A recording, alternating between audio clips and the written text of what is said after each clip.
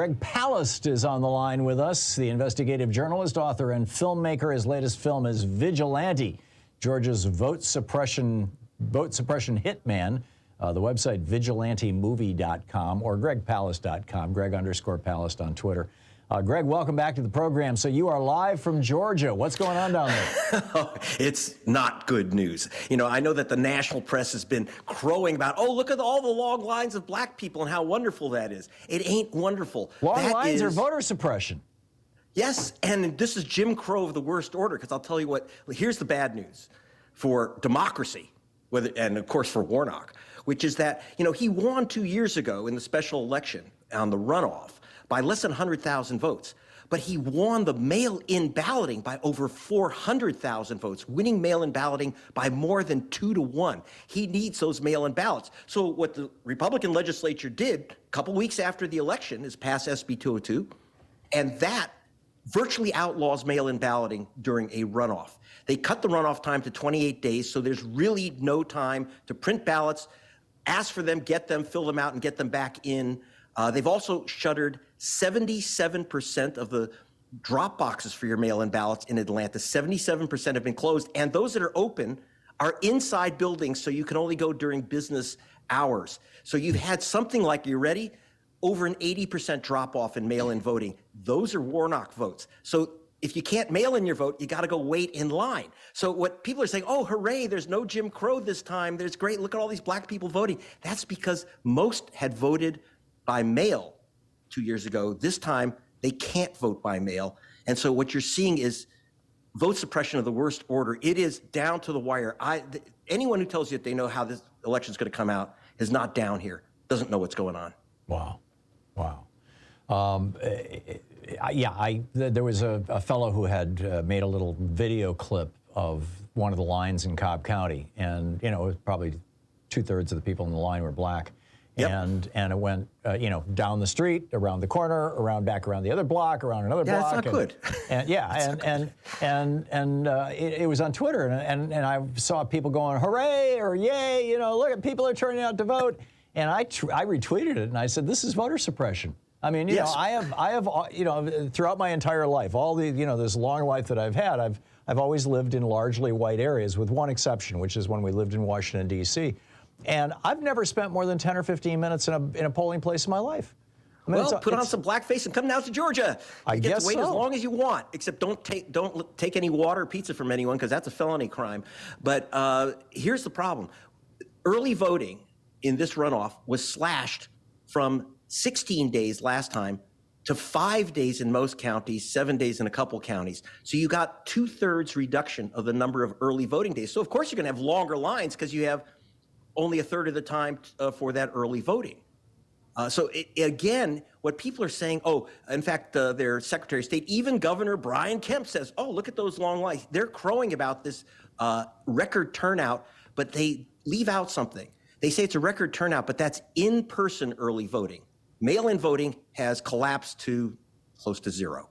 I mean, it's almost eliminated. And the voting rights groups are saying, don't take a chance of mailing in your ballot. There's just not enough time. Because in Georgia, unlike California or other civilized states, it's not about postmarking your ballot by Election Day. It's about the post office delivering it on Election Day. And again, they've shuttered the drop boxes, so you can't get around the post office by sticking your ballot in a drop box. They're almost eliminated, especially in Atlanta. Though they did increase the number of drop boxes in rural white Georgia. I kid you not. That's state law. Increasing the boxes in the white counties, decreasing them by 77% in the black Atlanta counties.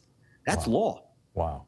So, welcome to Georgia. You know, my understanding, Greg, is that a lot of this would have been blown up by the John Lewis Voting Rights Enhancement Act and by H.R. 1, the For the People Act. 100%. This could not have happened. No way, because you would need, in those laws, we return to what we had for half a century under the Voting Rights Act, which is that before you pull tricks like this, you would have to certify that this has, to the federal government, that it has no racial impact. Well, excuse me, closing 77% of the drop boxes in black Atlanta and increasing the number of drop boxes in the white counties by law, that would not, I don't think that would have passed the Jim Crow sniff test in 2 seconds. Would not have happened. Right. So you could not have cut the early voting period from 21 days, 16 days, depending on the county, down to 5 days. All right. No, so I understand you're pass. participating in a lawsuit around this? Well, what we've done is several of the voting rights journalists and some of the major lawyers, we've filed a complaint with the U.S. Justice Department. There's no time for a lawsuit, and we don't. And look at the court we have. I'm sorry. Right. So we're filing with the Justice Department to try to see if we can just get those drop boxes open. Do you realize they have these drop boxes, but they are shuttering them on Friday, so there'll be no souls to the polls voting at all, and the drop boxes will be closed, will be sealed up. So at least we're demanding that you have a way to stick your ballot into a drop box, because if you put it in the mail, it ain't going to get there for Tuesday. So if you live in any of the white suburbs or the rural white parts of Georgia, you can easily find a drop box. You can easily vote by mail if you choose to. The other thing with the vote by mail, by the way, but not if you live in Black Atlanta or presumably Augusta or right. So what's happened Savannah. is they said that if you can't have more than one drop box for 100,000 active voters. Now, that only applies to 4 counties in the entire state, the 4 counties that make up Black Atlanta. I mean, it's unbelievable. Yeah. And so in the southern counties, you have very few lines. You have a lot of voting, and you just don't have the problems that you have in Atlanta of these massive long lines, and where people are waiting.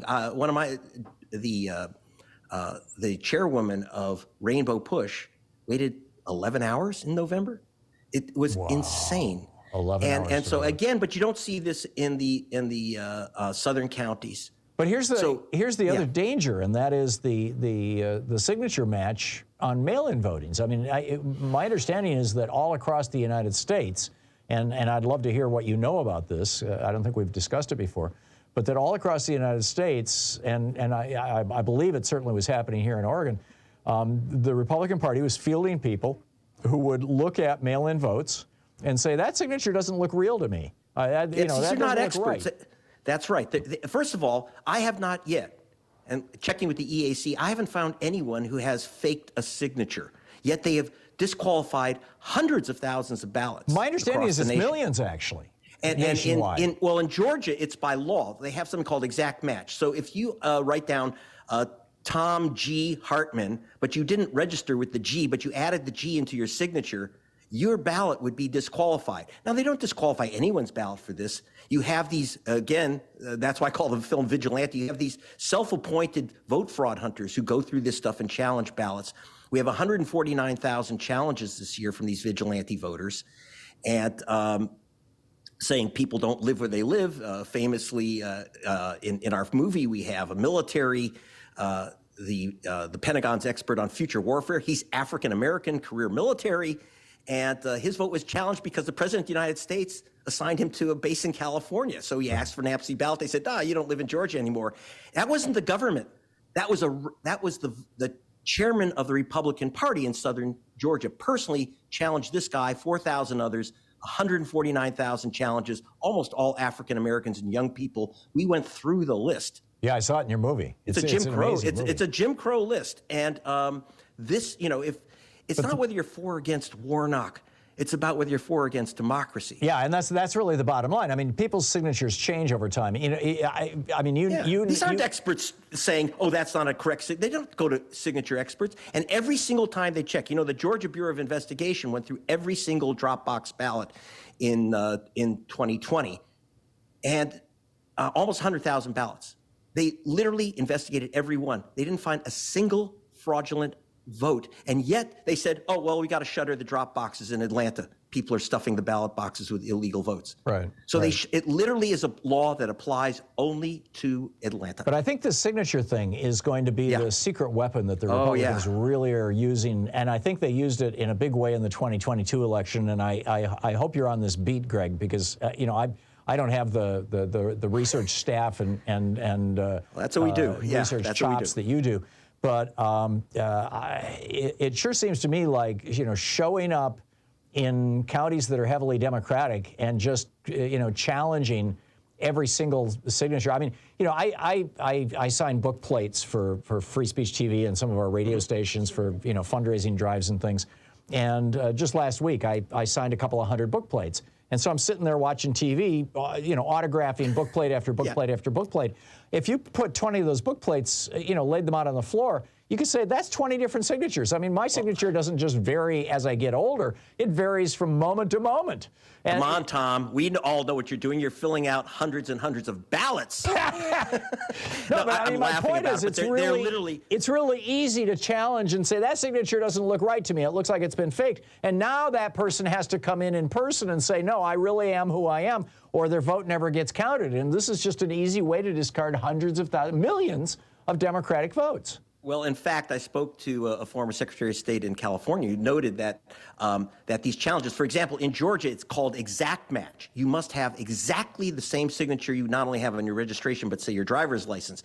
So sometimes the key people, for example, leave out accent marks, leave out hyphens. She said they misspell the name when they key it in Mohammed. So who has accents in their names? Well, not a lot of Republicans is the answer. Right. Right. Yeah. It's an ethnic thing, as it were. So yeah, this is serious. So Warnock this is real hot water. They've done everything they can to stop the voting. But you have to say, the one thing I will say, the reason you do see those long lines is that African Americans here are so used to fighting Jim Crow. They're fighting it tooth and nail. They're waiting in those lines. They won't give up. Like I said, my lawyer went, and Jesse Jackson's lawyer went 11 hours. I mean, people are not going to give up, but still, it's murder, and they're going to disqualify so many mail-in ballots.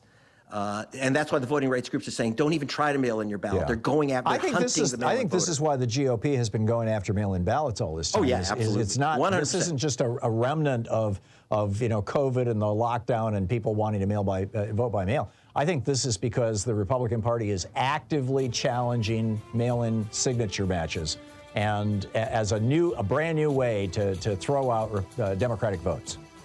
By the way, Vigilante can be seen for free through Tuesday through the end of the runoff at vigilantemovie.com, or go to gregpalast.com. Yeah, I've watched this movie. It's astonishing. gregpalast.com or vigilantemovie.com. Thank you, Greg. You got it, Tom. Have a good one.